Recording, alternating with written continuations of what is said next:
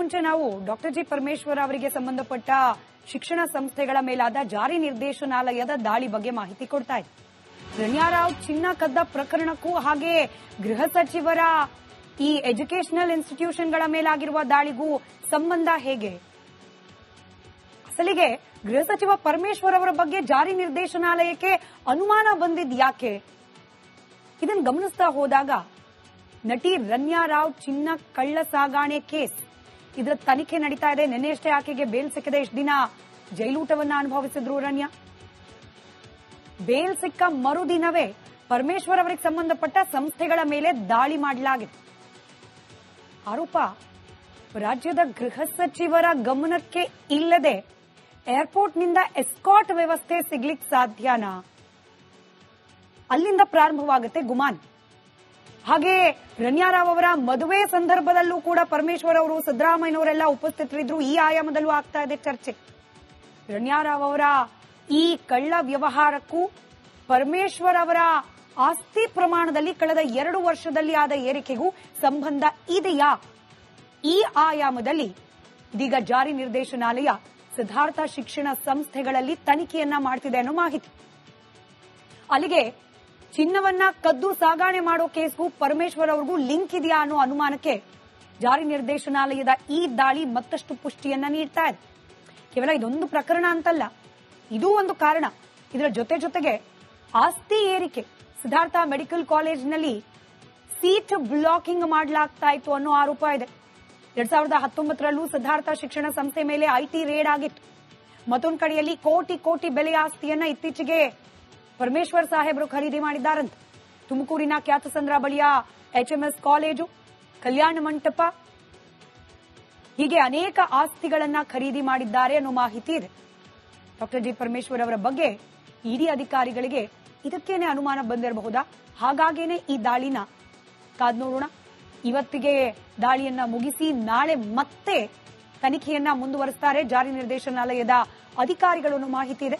ಸದ್ಯದರಲ್ಲೇ ಯಾವ ಕಾರಣಕ್ಕೆ ಈ ದಾಳಿ ಅನ್ನೋದ್ರ ಬಗ್ಗೆ ಅಧಿಕೃತ ಮಾಹಿತಿ ಹೊರಬರೋ ಸಾಧ್ಯತೆ. ಇದಕ್ಕಿಂತ ಮುಂಚೆ ನಾವು ಡಾಕ್ಟರ್ ಜಿ ಪರಮೇಶ್ವರ್ ಅವರಿಗೆ ಸಂಬಂಧಪಟ್ಟ ಶಿಕ್ಷಣ ಸಂಸ್ಥೆಗಳ ಮೇಲಾದ ಜಾರಿ ನಿರ್ದೇಶನಾಲಯದ ದಾಳಿ ಬಗ್ಗೆ ಮಾಹಿತಿ ಕೊಡ್ತಾ ಇದ್ದೆ. ರಣ್ಯಾರಾವ್ ಚಿನ್ನ ಕದ್ದ ಪ್ರಕರಣಕ್ಕೂ ಹಾಗೆ ಗೃಹ ಸಚಿವರ ಈ ಎಜುಕೇಶನಲ್ ಇನ್ಸ್ಟಿಟ್ಯೂಷನ್ಗಳ ಮೇಲಾಗಿರುವ ದಾಳಿಗೂ ಸಂಬಂಧ ಹೇಗೆ? ಅಸಲಿಗೆ ಗೃಹ ಸಚಿವ ಪರಮೇಶ್ವರ್ ಅವರ ಬಗ್ಗೆ ಜಾರಿ ನಿರ್ದೇಶನಾಲಯಕ್ಕೆ ಅನುಮಾನ ಬಂದಿದ್ ಯಾಕೆ? ಇದನ್ನು ಗಮನಿಸ್ತಾ ಹೋದಾಗ ನಟಿ ರಣ್ಯಾರಾವ್ ಚಿನ್ನ ಕಳ್ಳ ಸಾಗಾಣೆ ಕೇಸ್ ಇದರ ತನಿಖೆ ನಡೀತಾ ಇದೆ. ನಿನ್ನೆಯಷ್ಟೇ ಆಕೆಗೆ ಬೇಲ್ ಸಿಕ್ಕಿದೆ. ಇಷ್ಟು ದಿನ ಜೈಲೂಟವನ್ನ ಅನುಭವಿಸಿದ್ರು ರಣ್ಯಾ. ಬೇಲ್ ಸಿಕ್ಕ ಮರುದಿನವೇ ಪರಮೇಶ್ವರ್ ಅವರಿಗೆ ಸಂಬಂಧಪಟ್ಟ ಸಂಸ್ಥೆಗಳ ಮೇಲೆ ದಾಳಿ ಮಾಡಲಾಗಿದೆ. ಆರೋಪ ರಾಜ್ಯದ ಗೃಹ ಸಚಿವರ ಗಮನಕ್ಕೆ ಇಲ್ಲದೆ ಏರ್ಪೋರ್ಟ್ನಿಂದ ಎಸ್ಕಾಟ್ ವ್ಯವಸ್ಥೆ ಸಿಗ್ಲಿಕ್ಕೆ ಸಾಧ್ಯನಾ? ಅಲ್ಲಿಂದ ಪ್ರಾರಂಭವಾಗುತ್ತೆ ಗುಮಾನ್. ಹಾಗೆ ರಣ್ಯಾರಾವ್ ಅವರ ಮದುವೆ ಸಂದರ್ಭದಲ್ಲೂ ಕೂಡ ಪರಮೇಶ್ವರ್ ಅವರು, ಸಿದ್ದರಾಮಯ್ಯನವರೆಲ್ಲ ಉಪಸ್ಥಿತರಿದ್ರು. ಈ ಆಯಾಮದಲ್ಲೂ ಆಗ್ತಾ ಇದೆ ಚರ್ಚೆ. ರಣ್ಯಾರಾವ್ ಅವರ ಈ ಕಳ್ಳ ವ್ಯವಹಾರಕ್ಕೂ ಪರಮೇಶ್ವರ್ ಅವರ ಆಸ್ತಿ ಪ್ರಮಾಣದಲ್ಲಿ ಕಳೆದ 2 ವರ್ಷದಲ್ಲಿ ಆದ ಏರಿಕೆಗೂ ಸಂಬಂಧ ಇದೆಯಾ? ಈ ಆಯಾಮದಲ್ಲಿ ಇದೀಗ ಜಾರಿ ನಿರ್ದೇಶನಾಲಯ ಸಿದ್ಧಾರ್ಥ ಶಿಕ್ಷಣ ಸಂಸ್ಥೆಗಳಲ್ಲಿ ತನಿಖೆಯನ್ನ ಮಾಡ್ತಿದೆ ಅನ್ನೋ ಮಾಹಿತಿ.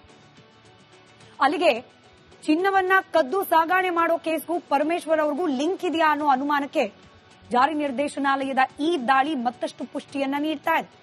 ಕೇವಲ ಇದೊಂದು ಪ್ರಕರಣ ಅಂತಲ್ಲ, ಇದೂ ಒಂದು ಕಾರಣ. ಇದರ ಜೊತೆಗೆ ಆಸ್ತಿ ಏರಿಕೆ, ಸಿದ್ಧಾರ್ಥ ಮೆಡಿಕಲ್ ಕಾಲೇಜಿನಲ್ಲಿ ಸೀಟ್ ಬ್ಲಾಕಿಂಗ್ ಮಾಡಲಾಗ್ತಾ ಇತ್ತು ಅನ್ನೋ ಆರೋಪ ಇದೆ. 2019ರಲ್ಲೂ ಸಿದ್ಧಾರ್ಥ ಶಿಕ್ಷಣ ಸಂಸ್ಥೆ ಮೇಲೆ ಐಟಿ ರೇಡ್ ಆಗಿತ್ತು.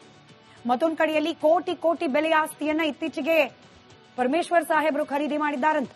ತುಮಕೂರಿನ ಖ್ಯಾತಸಂದ್ರ ಬಳಿಯ HMS ಕಾಲೇಜು, ಕಲ್ಯಾಣ ಮಂಟಪ, ಹೀಗೆ ಅನೇಕ ಆಸ್ತಿಗಳನ್ನ ಖರೀದಿ ಮಾಡಿದ್ದಾರೆ ಅನ್ನೋ ಮಾಹಿತಿ ಇದೆ. ಡಾಕ್ಟರ್ ಜಿ ಪರಮೇಶ್ವರ್ ಅವರ ಬಗ್ಗೆ ಇಡಿ ಅಧಿಕಾರಿಗಳಿಗೆ ಇದಕ್ಕೇನೆ ಅನುಮಾನ ಬಂದಿರಬಹುದಾ? ಹಾಗಾಗೇನೆ ಈ ದಾಳಿನ ಕಾದ್ ನೋಡೋಣ. ಇವತ್ತಿಗೆ ದಾಳಿಯನ್ನ ಮುಗಿಸಿ ನಾಳೆ ಮತ್ತೆ ತನಿಖೆಯನ್ನ ಮುಂದುವರಿಸುತ್ತಾರೆ ಜಾರಿ ನಿರ್ದೇಶನಾಲಯದ ಅಧಿಕಾರಿಗಳು ಅನ್ನೋ ಮಾಹಿತಿ ಇದೆ. ಸದ್ಯದರಲ್ಲೇ ಯಾವ ಕಾರಣಕ್ಕೆ ಈ ದಾಳಿ ಅನ್ನೋದ್ರ ಬಗ್ಗೆ ಅಧಿಕೃತ ಮಾಹಿತಿ ಹೊರಬರೋ ಸಾಧ್ಯತೆ. ಇದಕ್ಕಿಂತ ಮುಂಚೆ ನಾವು ಡಾಕ್ಟರ್ ಜಿ ಪರಮೇಶ್ವರ್ ಅವರಿಗೆ ಸಂಬಂಧಪಟ್ಟ ಶಿಕ್ಷಣ ಸಂಸ್ಥೆಗಳ ಮೇಲಾದ ಜಾರಿ ನಿರ್ದೇಶನಾಲಯದ ದಾಳಿ ಬಗ್ಗೆ ಮಾಹಿತಿ ಕೊಡ್ತಾ ಇದ್ದೆ. ರಣ್ಯಾರಾವ್ ಚಿನ್ನ ಕದ್ದ ಪ್ರಕರಣಕ್ಕೂ ಹಾಗೆ ಗೃಹ ಸಚಿವರ ಈ ಎಜುಕೇಶನಲ್ ಇನ್ಸ್ಟಿಟ್ಯೂಷನ್ಗಳ ಮೇಲಾಗಿರುವ ದಾಳಿಗೂ ಸಂಬಂಧ ಹೇಗೆ? ಅಸಲಿಗೆ ಗೃಹ ಸಚಿವ ಪರಮೇಶ್ವರ್ ಅವರ ಬಗ್ಗೆ ಜಾರಿ ನಿರ್ದೇಶನಾಲಯಕ್ಕೆ ಅನುಮಾನ ಬಂದಿದ್ ಯಾಕೆ?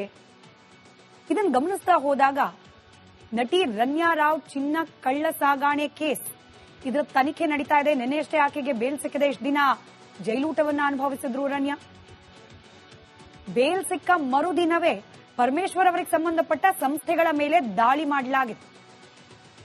ಆರೋಪ ರಾಜ್ಯದ ಗೃಹ ಸಚಿವರ ಗಮನಕ್ಕೆ ಇಲ್ಲದೆ ಏರ್ಪೋರ್ಟ್ನಿಂದ ಎಸ್ಕಾಟ್ ವ್ಯವಸ್ಥೆ ಸಿಗ್ಲಿಕ್ಕೆ ಸಾಧ್ಯನಾ? ಅಲ್ಲಿಂದ ಪ್ರಾರಂಭವಾಗುತ್ತೆ ಗುಮಾನ್. ಹಾಗೆ ರಣ್ಯಾರಾವ್ ಅವರ ಮದುವೆ ಸಂದರ್ಭದಲ್ಲೂ ಕೂಡ ಪರಮೇಶ್ವರ್ ಅವರು, ಸಿದ್ದರಾಮಯ್ಯನವರೆಲ್ಲ ಉಪಸ್ಥಿತರಿದ್ರು. ಈ ಆಯಾಮದಲ್ಲೂ ಆಗ್ತಾ ಇದೆ ಚರ್ಚೆ. ರಣ್ಯಾರಾವ್ ಅವರ ಈ ಕಳ್ಳ ವ್ಯವಹಾರಕ್ಕೂ ಪರಮೇಶ್ವರ್ ಅವರ ಆಸ್ತಿ ಪ್ರಮಾಣದಲ್ಲಿ ಕಳೆದ 2 ವರ್ಷದಲ್ಲಿ ಆದ ಏರಿಕೆಗೂ ಸಂಬಂಧ ಇದೆಯಾ? ಈ ಆಯಾಮದಲ್ಲಿ ಇದೀಗ ಜಾರಿ ನಿರ್ದೇಶನಾಲಯ ಸಿದ್ಧಾರ್ಥ ಶಿಕ್ಷಣ ಸಂಸ್ಥೆಗಳಲ್ಲಿ ತನಿಖೆಯನ್ನ ಮಾಡ್ತಿದೆ ಅನ್ನೋ ಮಾಹಿತಿ.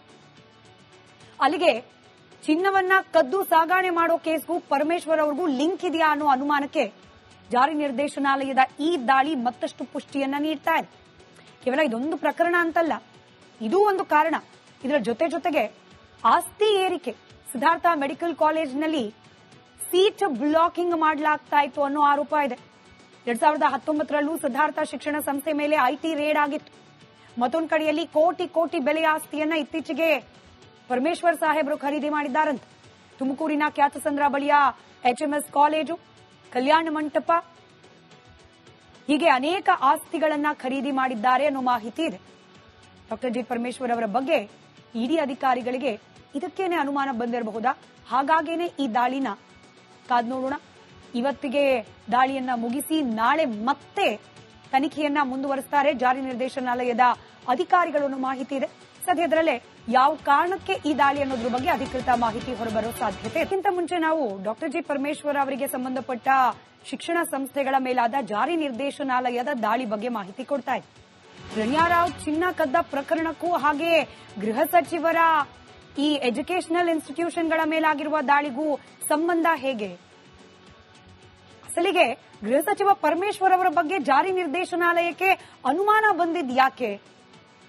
ಇದನ್ನು ಗಮನಿಸ್ತಾ ಹೋದಾಗ ನಟಿ ರಣ್ಯಾರಾವ್ ಚಿನ್ನ ಕಳ್ಳ ಸಾಗಾಣೆ ಕೇಸ್ ಇದರ ತನಿಖೆ ನಡೀತಾ ಇದೆ. ನಿನ್ನೆಯಷ್ಟೇ ಆಕೆಗೆ ಬೇಲ್ ಸಿಕ್ಕಿದೆ. ಇಷ್ಟು ದಿನ ಜೈಲೂಟವನ್ನ ಅನುಭವಿಸಿದ್ರು ರಣ್ಯಾ.